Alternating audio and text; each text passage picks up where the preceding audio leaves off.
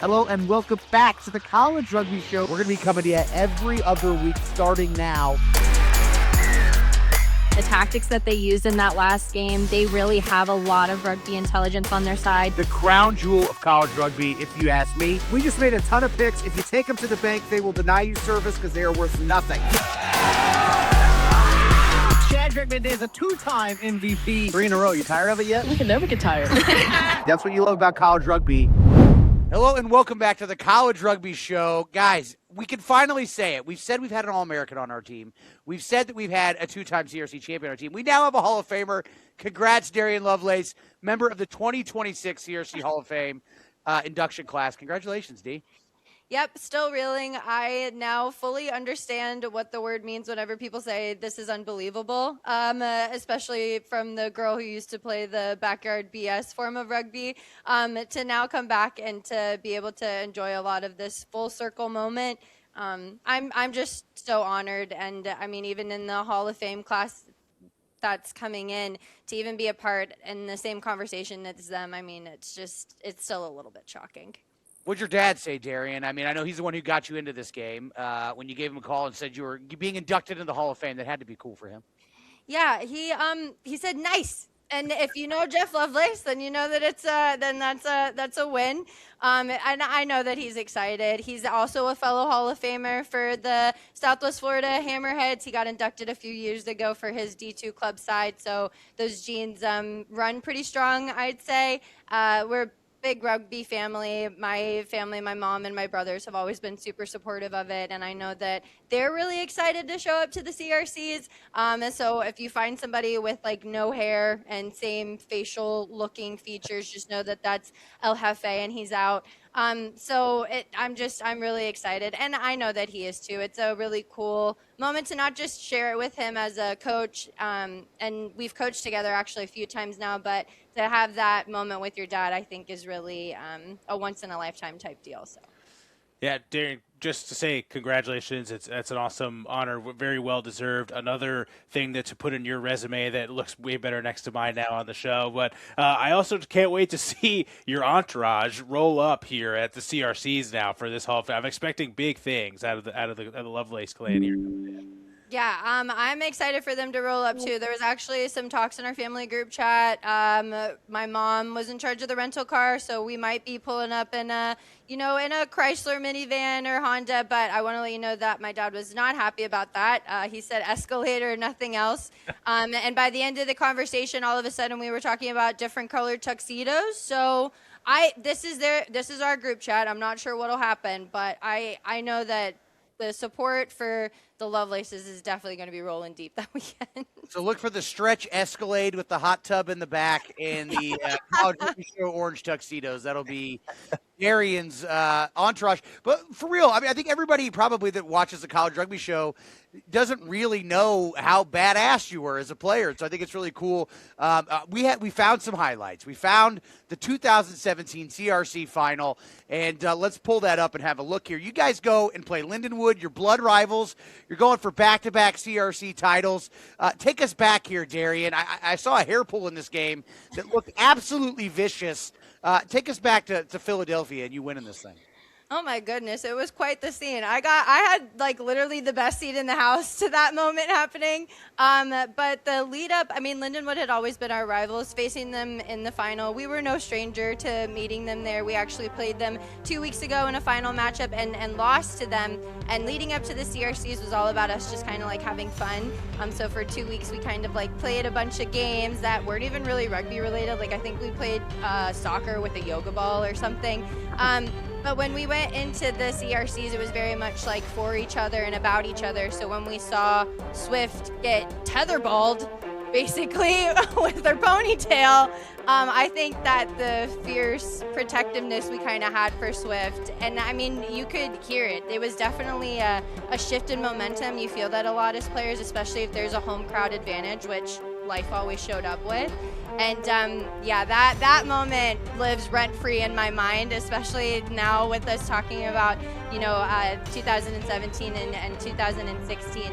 That definitely was a moment that we still talk about to this day. All of the alumni do. That was a crazy physical match. I remember watching that. I was blown away. There's no love lost there between those two sides. You guys were going at it. It was crunching tackles. My favorite thing to see, though, the takeaway, the crisp support lines. Darian Lovelace was running there. Crisp lines to score those 2 tries was unbelievable, Darian. That's some coach tape right there to see how you get those scoring going. Yeah, we had talked about it at halftime, and I don't remember a lot about whenever I'm playing, right, as a player. And like you said, these games were so fast and so physical. Like, who knows what you're thinking in those moments? But I do remember that halftime conversation. I do remember Ross mentioning that there was space in the middle, that we needed to look for it. And another really cool moment was Laura Miller.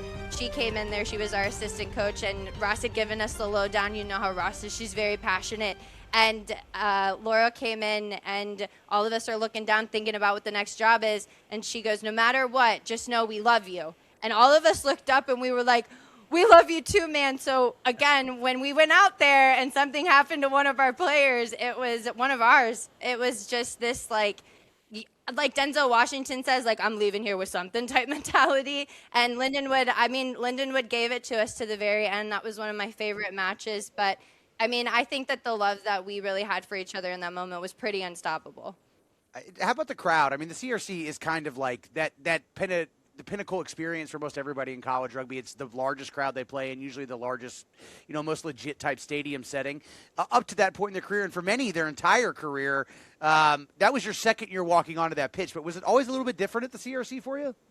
Life University, to me, arguably had like one of the best fan experiences, but also just player experiences as well. Our school would make this student package. You would get gear, you would get a bus ride there and back from the tournament, which was in Philadelphia, and then they would get this cool hotel, and we would be able to go and like interact with all of our friends, and people would come up and they would show up. And I don't know if you know Life University's colors, but they're basically like a full-on electric green. But to see them up in the stands, to feel that love. And we talk about, again, those momentum shifts. When moments like that happen, you can hear the crowd. And I do remember hearing the crowd feel exactly how I did. And then just them feeding off of the energy and us doing the same. Crowds make such a big difference, but I really feel like Life gave us, one of the most incredible experiences as a player. Give me life or give me death. Life, all I got tired of hearing that damn chant back then. Hopefully we'll get tired of it here at the CRC this year from the Lovelace contention as you get inducted to the Hall of Fame. Congratulations. We'll talk more about the Hall of Fame class and who Darian's being inducted with later in the show. But right now, let's get into the 2026 road to the CRC as it is heating up. We had 11 teams punch their ticket. Weekend. We'll start in men's Premier Cup. Walsh finished second at the Fighting Irish Sevens at Notre Dame behind Wheeling, who had already punched their ticket. That gives the Cavs a bid to the CRC. Southern Virginia, they won it all in the 16-team Old Blue Sevens in New York. Kind of coming from out of nowhere, the Knights did, beating already qualified St. Bonaventure and coming through a really tough field to win it. Southern Virginia back in the big dance. Zach, a little bit of a surprise. Yeah, a little bit. They were not one of the teams that I had thought about when I was considering that, the winners' potential for that tournament. There was a pretty strong field, and they were very impressive. Not just qualifying by default. They didn't finish just in the top 3 behind 2 teams that have already qualified. They beat Kutztown and St. Bonaventure. Kudos to Southern Virginia for seizing that opportunity and taking first spot in the Old Blue Sevens to punch their ticket. And in women's D1 AA, they had a great field as well out in Colorado with the High Peak Sevens, Darian. Yeah, at High Peak Sevens, Colorado State did not come. They came to play, but not with us. We didn't pick them to go ahead and walk away with this one, and somehow they did. They're coming fresh off of a qualifier when they went to Boise, Idaho. They lost to Arizona State, who qualified, and also to Boise State, 12-10. Boise State, they show up at High Peak Sevens alongside Colorado State, and not only did they beat them once, but they do it twice. Colorado State take them down 21-19 in that final, and that was their ticket in to get in for the CRCs for the women's D1 AA. Awesome. We saw the Buffaloes in 15s, and now it looks like their rivals, the Rams, or maybe the superior team in 7s. Can't wait to see what they have in Maryland. Zach, men's D1AA also qualified a team this weekend. Yeah, so I was keeping an eye on, it was the Northeastern Huskies who snagged that spot this weekend at Fighting Irish Sevens. I had my eye on them because that field was a little, I don't want to say it wasn't strong. There just weren't too many D1AA other teams of that quality. So you had some D2 teams that are really good, like GVSU were there. But they did have the red-hot Louisville Cardinals that were in that tournament. So Northeastern did end up falling 19-17 to Louisville in the final. But since Louisville qualified at Sandman Sevens the week before, Northeastern gets their shot to go in. And they played Louisville very close. Louisville red-hot coming in. So I liked the way that the Huskies looked. Ryan Esfahanian, Charlie Benny there, they looked really strong. I think there should be a contender going forward the way they looked against Louisville. 100%. Louisville, their closest game of the season by far has been the Northeastern. Huskies look like a real contender. Women's Division II, out west, we had Colorado Mesa winning one, and then we had one out east as well, Darian, with Fairfield punching their ticket. Tell us about Women's D2 last weekend. Yeah, so Peachtown Sevens, it wasn't in Georgia. It was way out in those mountains. Colorado Mesa showed up, and they went on a war path against Utah. Took down Southern Utah, Utah Tech, and Utah, where they took them down 31-12 in the final. But it was quite a statement whenever they came in there. They really left unscathed. No injuries and a whole lot of gas left in the tank for Colorado Mesa. And then at Fairfield University, the Stags, shout out to you, picked you for a reason. They showed up there at the Bonnie Sevens, and they scored over 200 points for the weekend, and they were so hard to score against as well. The point differential was extremely small. They had players like Molly Mueller, who I gave a shout out to, but also to Captain Jill Coppy, who will also be a part of that Stag side. They're going to be quite the contenders there. They voted all of their starters as their BOPs, so they're going to be showing up with quite the swag for the CRCs. I love that. The entire team, the BOPs for the tournament. All right, men's Division II, we also had two teams qualify. Memphis won their home tournament in Bluff City Sevens, beating regional rival Mississippi State in the final, and Ole Miss, another regional rival, in the semi. So that was a big win for the Tigers. They look like a contender. Albany, the Great Danes coming from absolutely nowhere to win the Liberty, beating the Catamounts of Vermont in the final, the D215's national champions. Dogs over the Cats and the Liberty. Zach, did you see that one coming? No, I don't know. I don't think so. Albany has been a surprise contender here. They're giant killers because they took down IUP in the 15s playoffs as well. So we should know at this point, I guess. But yeah, tough to predict. Parity across the board this weekend, except for in women's D3, where Baldwin Wallace was dominant, Darian.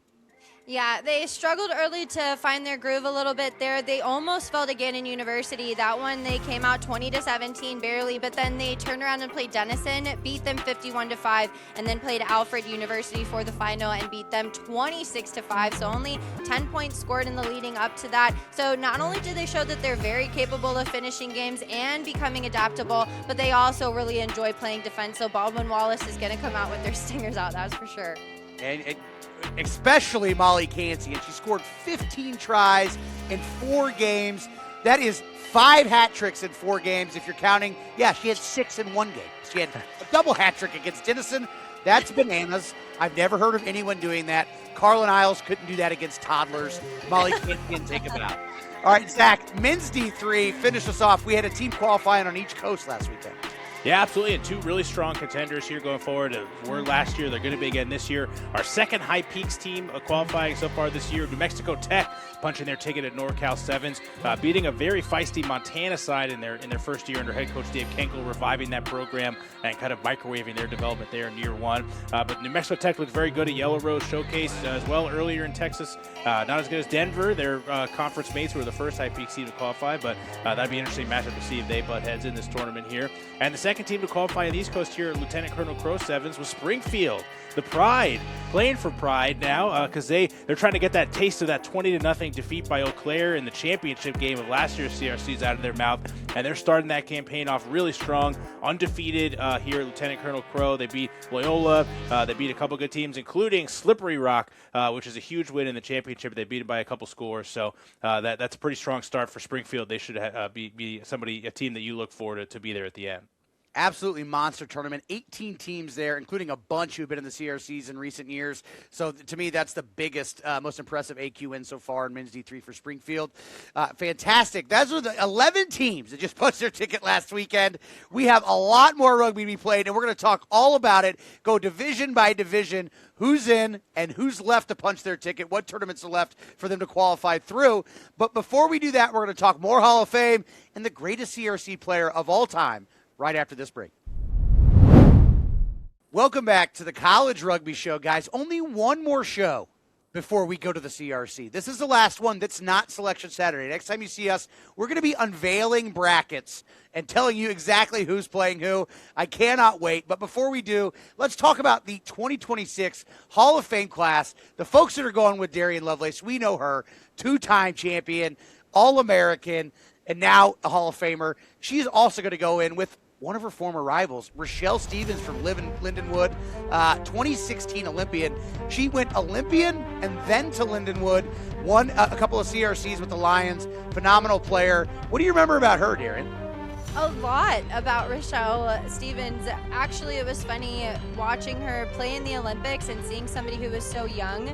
She was truly an inspiration to me, and I loved how graceful her pass was and how good she was at seeing space, and how, with somebody who was so young at the time, how cool, calm, and collected she was. It was just a lot of respect. So imagine my sweet surprise whenever she comes in there and she plays against a rival of ours, the Lindenwood Lions. And that was really tough, because just trying to find ways to defend her in the college game was so tough, especially whenever she was in these playmaking positions. She just had this ability to kind of really pen people into the space, and she just did it so seamlessly. She was one of the more unspoken leaders, I would say, on the Lions, and it just showed in every single position that she played in. And even whenever we got the post, I mean, so many people were commenting and congratulating Rochelle on not just this achievement, but just a world of achievement that she accomplished starting from a very young age.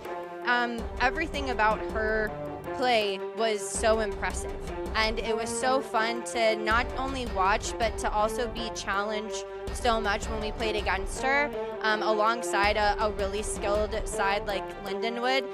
It was cool being able to see her on the TV, and then to also now have somebody who I almost envied in a way their playing style, to now learn how to find ways to work against it. She was a very big driving force, I feel like, in not just mine, but a lot of people's college careers. So to see her get her flowers time and time again, it's so well deserved for her. And a story of adversity and perseverance for Rochelle. I mean, she became an Olympian, then went to college, then had a baby, then stayed at college. Then COVID happened. Then she comes back and makes it to the other side of COVID. And like Lindenwood won, I think, 4 in a row, 2 before COVID and 1 or 2 after COVID. And she was one of the few people that bridged that gap. So, I mean, just an incredible career for Rochelle, and she did it in every stage, in every way, and she deserves for sure to be in the Hall of Fame. Another person coming in is Chris Mattina. Rochelle played at Fallbrook, one of the probably the most vaunted girls' high school program in the entire country in San Diego. Mattina played at Xavier High School in New York, one of the most vaunted and hallowed high school programs in all of the country. Went on to Delaware, really helped Delaware compete at the CRC. They were an underdog, without question. He got him to a plate championship, got him to a quarterfinal, and then went on to have a phenomenal career, almost 50 caps in Major League Rugby, playing for 4 different teams, Eagle 15s, Eagle 7s. And Zach, now Chris Mattina comes to the CRC, not just to be inducted to the Hall of Fame, but he's coaching Fordham, who has every, in all likelihood, will be an at-large bid in the Men's Premier Cup. That's a pretty cool full circle moment for him. Absolutely, it has to be, but it's inevitable for someone like Chris Patino, who's just a rugby lifer, who just loves the game and has dedicated his life basically to the game, in ways that you've seen and maybe not seen. But like you said, Xavier High School grad, that is like rugby is the sport there. They worship it at Xavier. They're so good at the high school level. Helped build a Delaware program back after years of suspension, some active, some disciplinary issues there. But he played under legendary coach Bjorn Haglund. But he stayed. When a lot of other players left to go pursue other opportunities, Chris Patino said, "I'm going to stay here and help build this program up from square one and get them to where they did is an amazing story." Great player as well in the MLR and the U.S. national team. But also I remember talking to him when and he was, when we were starting our little college rugby show a couple years ago with Rugby Wrap Up, he was organizing the first kind of combines for college players, like so they can get some numbers and some stats of MLR drafts were happening. Like he was a big force behind that, so he's always been there to kind of help elevate others around him in the game and make sure the college players have the opportunities that they want. So not only a stellar rugby player himself, but somebody who's just basically given so much of himself to make other people better, make the game better all around. So not many more deserving people than Chris Patino.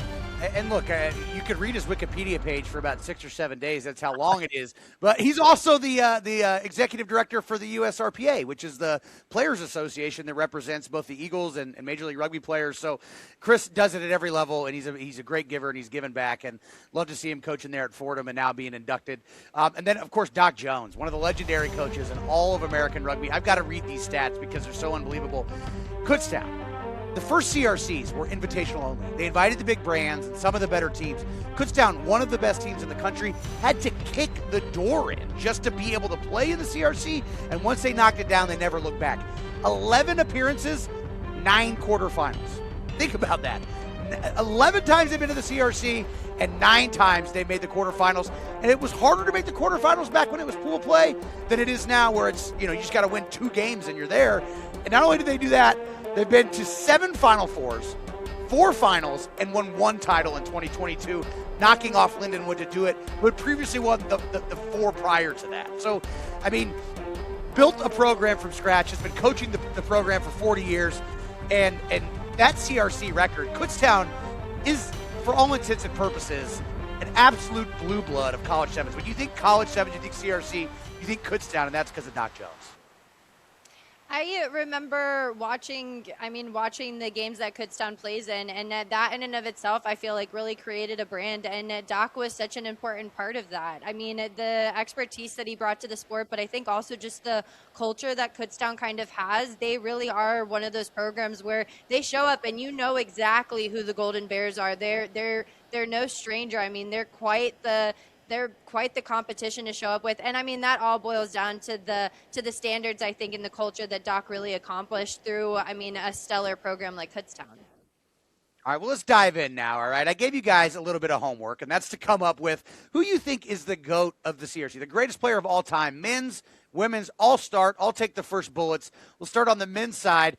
Look, there's a long list. Peter Tiberio was phenomenal for Arizona, goes on to have a phenomenal international career. Arizona also had Ryan Mattias, some fantastic players. You look at Cal, there's Danny Barrett. I mean, one of the greatest sevens players of all times for the USA.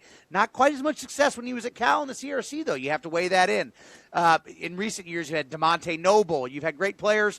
Kayvon Williams went on to captain the U.S. national team, playing multiple Olympics. Was there in Division III back when it was called National Small College Rugby Organization, and won an international title with New Mexico Highlands.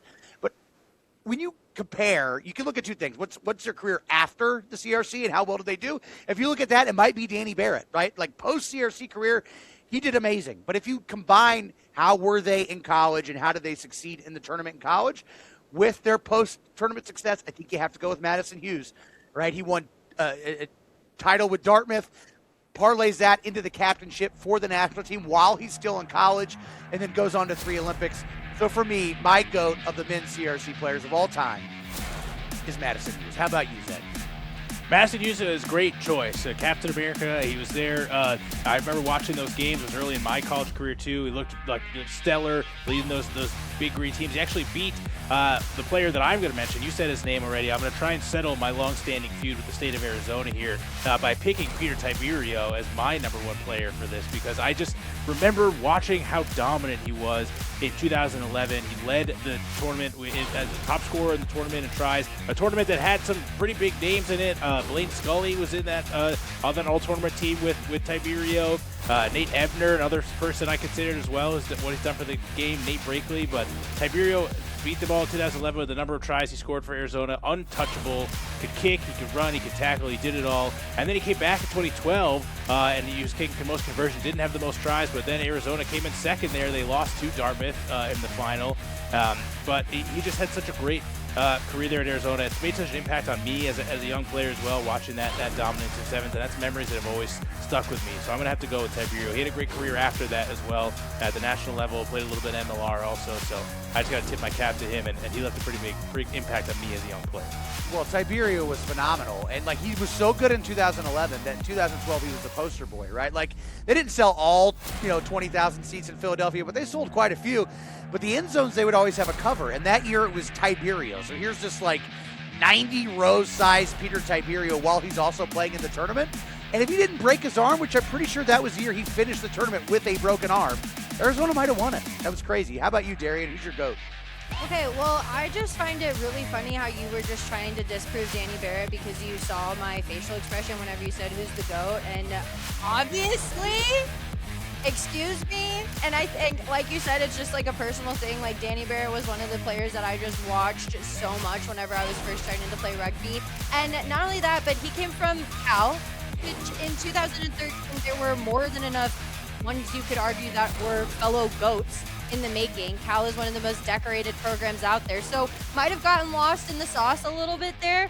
But to sit there and try and say that, oh, let's not talk about Danny Barrett, no. Danny Barrett, you talk about breaking an arm. We saw it. It went viral. You saw it. I saw it. Everybody saw it. He's about as tough as nails and like your typical like looking rugby player. Danny Barrett, I just think, sure, maybe at Cal he might have gotten looked over, was still developing as a player, but I think that the competition that he probably faced and playing on one of the best programs in the country, which is Cal, I mean, yeah, he's the greatest of all time. I'm not going to sit here and ever try and act like I don't love Danny Barrett.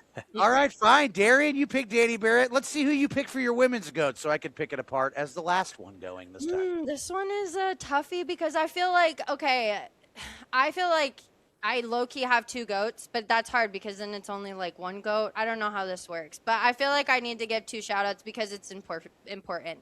Personal one, it's Spiff Cedric. You got to give a shout out whenever I'm also factoring career after college. Not only was she really fun to play with, but she was such a great player whenever we played in college. And even then, I mean, really took each game, learned from it, got better every single time. And whenever she graduated, I mean, she was already at the point where we were like that. You're looking at the next USA 7-star. And then to see her have this breakout moment that really propelled women's rugby and rugby in general, I think in America like, to me, it's just a no-brainer to put her on there. You got to give a shout out to Spiff. My other one, which is another personal one, is Bitsy Carnes. Elizabeth Carnes from Penn State was an inspiration, and I think whenever, this is just personal greatest of all times, but she was the flanker to watch when we were in college, not just in 15s, but when she played sevens, it was just something really special. She played alongside Mia Bitzer, which I get, like Mia Bitzer folded people in half, but Bitsy's work rate, the way that she showed up for the team, the way that she just was this energy and played many more minutes than a lot of other fellow players, wasn't as much at the front scoring tries, but was always there in support, always there to make the hits, and always there to clean up. And then went on to have a super successful USA 15s career afterwards, gave back to Penn State, gave back in a lot of other ways to the sport. So to me, she's one of the greatest of all time. I love that. That's a deep pull. How about you, Zach? I'm going to go with another, we say you a Penn State player, right? I'm going to go with another Nittany Lion here. And one from New Jersey, Tess Fury. This will be my pick here. Tess crushed it. Great collegiate career, four-time All-American, MVP of the tournament in 2015. There's a bunch of other accolades going her way. Just a fantastic grade A person as well, and is crushing it now professionally overseas and in the national team. So, yeah, my pick for sure, Tess Fury, just a great athlete, can do it all out there, and it was great to watch. Look, she was fantastic. Kayla Kinnett's another great Nittany Lion that has come out of this tournament and gone on to do great things. Autumn LaCicero was another great player that you played with, Darian, who was fantastic and went on to be an Eagle. But for my money, it's the 2019 CRC Player of the Year. And look, I hear all the Spiff arguments. To me, Spiff and Sammy are still figuring this out. Sammy Sullivan, Army 2019 MVP. They're two of the most dynamite players currently on our women's sevens national team. Spiff's still coming off of an injury. Sammy looks fantastic. She looked great in their last event. And I think they've still got a lot. They've got at least an Olympic cycle, if not multiple, in front of them. So it's head-to-head, but because you took Spiff, I'll take Sammy, and to me, they're neck and neck. So they're all great. And the reason I wanted to do this, guys, is because I wanted today's current players to know that this is, since the beginning, the breeding ground for Eagles, a breeding ground for Olympians, a breeding ground for people who want to take their game to the next level, whether that ends in club level, Club Sevens national championships, or WER, or wherever it ends, overseas, or with the national teams, or in the Olympics, which is the ultimate goal. People for generations now have been coming through this tournament and trying to find their way to those successes, and they've done it, and it's been a fantastic platform. And so I hope that you can see these players who are doing what you want to see do eventually on that stage, and seeing representation and seeing yourself follow in their footsteps, because to me it's connecting that to the future and the now, right? Because we're going to be talking about Erica Koulibaly's and Celeste Uatafe's and the Leah Lackermans for years to come. And who are those next ones down the pipeline? That's our job. I think it's always a good time, good occasionally to look back from time to time and connect those dots. But that's the greatest CRC players of all time.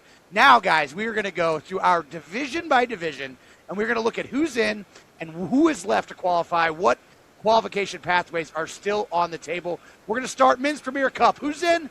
So far, we got Notre Dame winning Sunshine Sevens, St. Bonaventure, Indiana, Kutztown, Wisconsin, really kind of one of the surprises so far.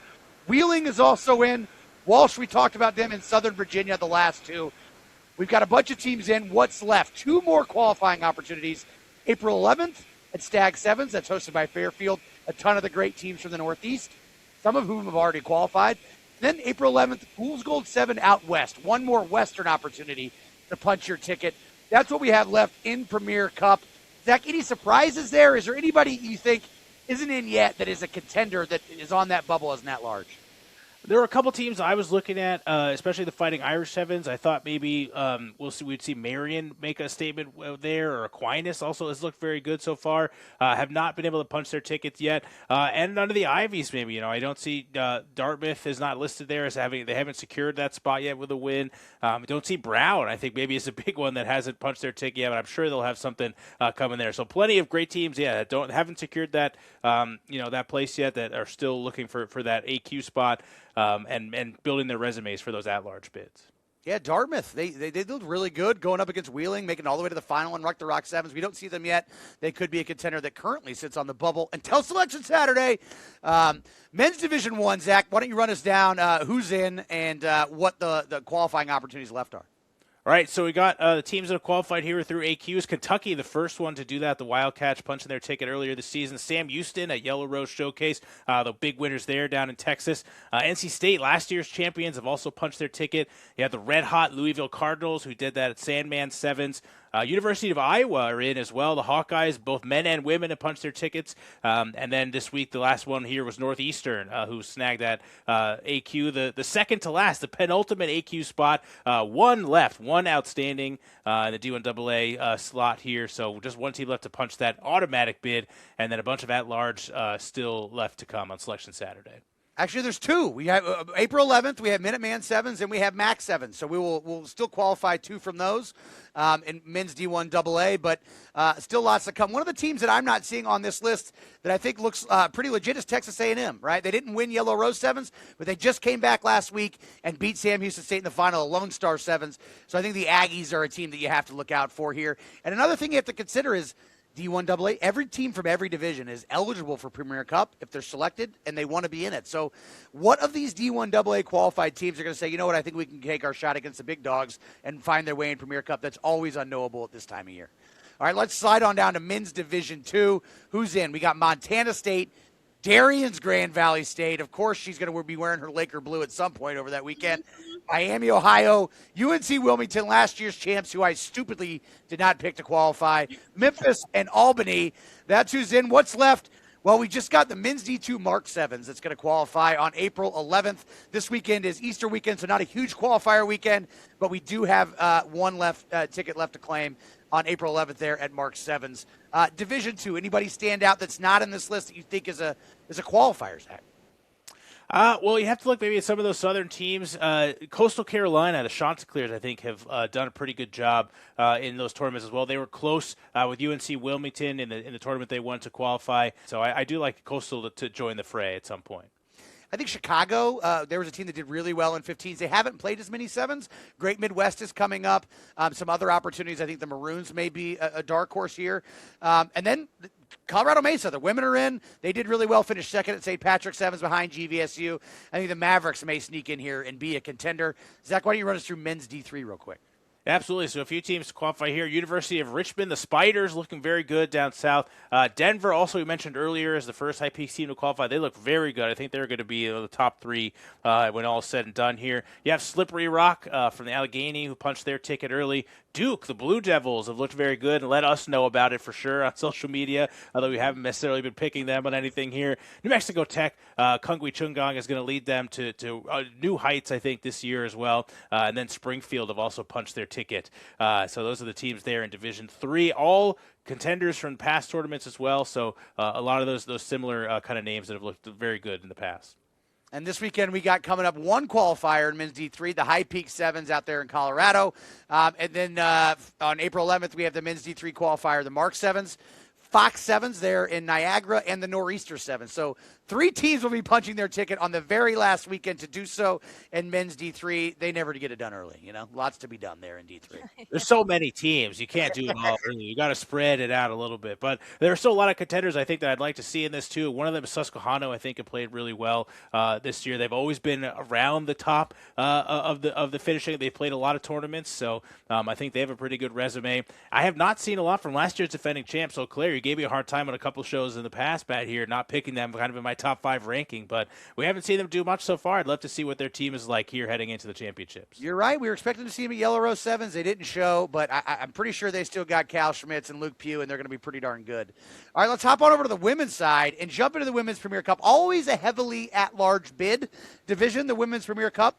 We have 3 teams in so far. American International College finishing 3rd the last couple of years. They won Frostbite Sevens. They're coming for you, Brown. They're hunting you.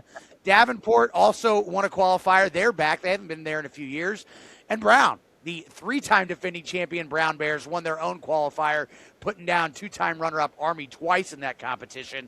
There's only one opportunity left to qualify. That's April 11th, Gate City Sevens. But Darian, this field, we know there's a lot of teams that are going to be in it. They're going to be competitive. We haven't seen yet. A lot probably to be unveiled on Selection Saturday, Darian. But what do you know so far and what sticks out to you? I'm excited for all of the space that's kind of left open to your own imagination. But 2 sides that I think are going to punch in their ticket, but are also 2 sides that I'm really looking forward to. First one is going to be Queen's University. I picked against them at the beginning of the tournament, and they did not like that. A lot of those players I coached with for the U23 Southern Reapers, and I picked Southern Nazarene, who's also another side that I'm looking forward to showing up there. I picked them to win it. And Queen said, no, not today, and actually beat them in that first knockout round. I'm excited for what the coaching staff really has to offer with Queen's University, and I think that if they show up, they're going to show up with a lot more skill and some connectivity. And Southern Nazarene, I mean, the 15s national championships, obviously they're going to have some star power whenever it comes to those who are going to show up and be speedy. You know her name, Talisi Watafe, but you got to wonder if she's going to be able to show up, question mark. She did just get picked for Pac 4, so stay tuned. But they've also got a lot of star power on Southern Nazarene, so I'm looking forward to hopefully seeing them as well at the tournament. That's right. Talesi just named to the roster the traveling squad for the Pacific Nations 4 tournament, which is going to be happening literally right in the middle of the CRC. So play for your national team, win a national championship, a little bit of both. Coach, just tell me where to be and what to do. Women's Premier Cup, always going to be exciting. One more chance to punch their ticket, as we said, April 11th, Gate City Sevens down in South Carolina. Moving down to Women's D1 AA. Darian, why don't you run us through the teams that have already punched their ticket and the qualifiers we got left here? Well, I'm going to start my way from my home state and then work it on up. University of Florida is going to be the first one that punched in their ticket. Iowa followed suit after whenever they won it at Hawkeye Sevens, protected the house.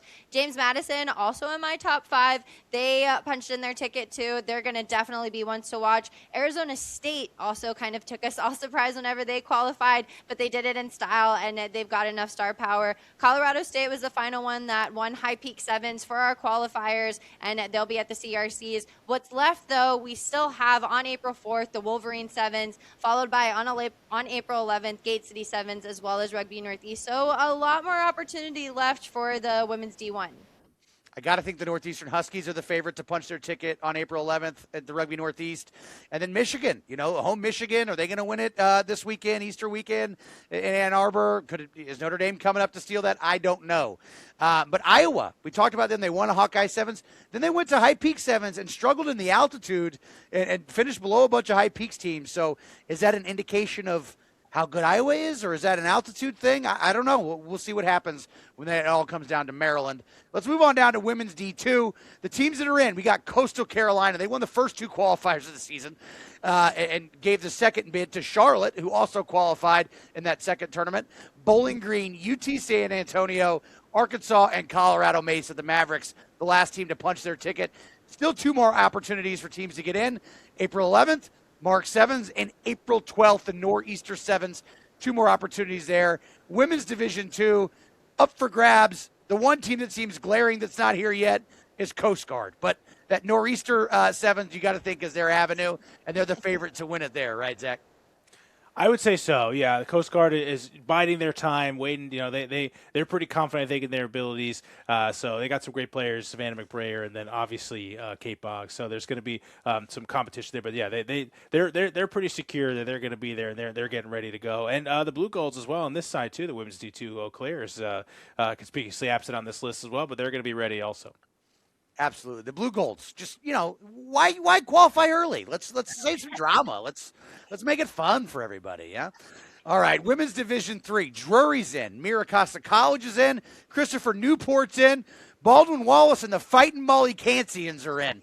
We have a few more opportunities left. Women's Division III. High Peak Sevens coming up this Saturday.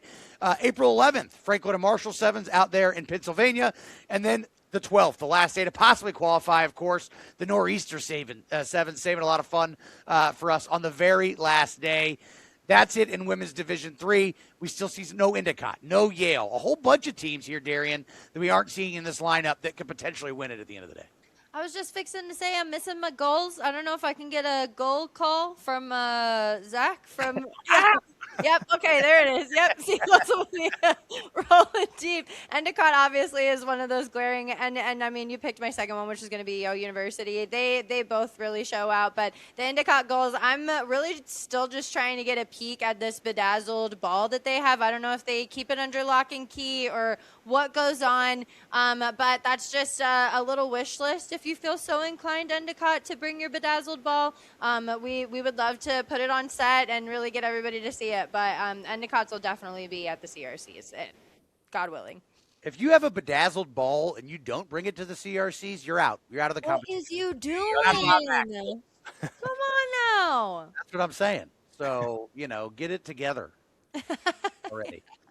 All right, guys, let's make our pick. All right, Women's Division I, Wolverine Sevens, Ann Arbor. I'm going to go ahead and say Notre Dame's probably going, and if they are, they're going to win it. That's my guess. They've got fantastic players, Isabel Henderson and who am I thinking of? Mia Blocker. They both scored 10 tries in their last tournament each, so they're both incredible. If they're both there this weekend, I like them to win it all in Ann Arbor. Yeah, I mean, it's hard to go against it. You said, who is that again? And I was like, Mia Blocker, the one that we talk about day in and day out, every single day. Pat's tired, okay? He barely made it out alive to get to this recording. But, yeah, Notre Dame, if they show up, I mean, I would love to see Michigan show up. It's a good program. But if Notre Dame does roll with the side that we all expect for them to in order to qualify, then I think that they'll take it. Yeah, for me, it was between home Wolverines, who I think look pretty good, and then from the UNI Panthers are another team that are going to be involved in this. And it's hard for me to pick against UNI. Macy Graves, Morgan Link, a couple of great athletes on that team. So that's a pretty big, good trifecta there of teams, and any one of them could win it. But for me, it's going to be UNI, the pick. Sounds like insider trading to me. Zach knew stuff we didn't, and he withheld it. So. I don't know how that works. All right, in the final one, Women's Division III, High Peak Sevens. I think D3 women. I think High Peaks. I think Primetime Piper Lee and the Ore Diggers of Colorado School of Mines. Don't even care who's showing up. If they do, it's their tournament. Yeah, along with Aaliyah, who also should be expected to make a return as well, hopefully for the Colorado School of Mines, if her body can keep it together. So I'm Colorado School of Mines. If they do show up for the qualifier, which we expect them to, then I think that they will also be in there for sevens. Mines is my pick as well. Can't. You don't have anybody else that you're hiding under the cue card? You want to? No secret X Factor teams here. No, I think mine's all the way. All right, guys. Well, we are almost. There's only one more show that we have this season to make incorrect picks on, and that is Selection Saturday coming to you guys April 18th. So make sure you tune in for that. We are going to reveal all of the brackets, who plays who, every seed across the board. 144 teams, 8 divisions. The road to the CRC is almost complete. Me, Darian, and Zach will be at the end of it wearing our bright orange, waiting for you in Maryland. Guys, this has been the College Rugby Show. 7th season, we're right in the middle of it. We'll be right back with Selection Saturday, April 18th.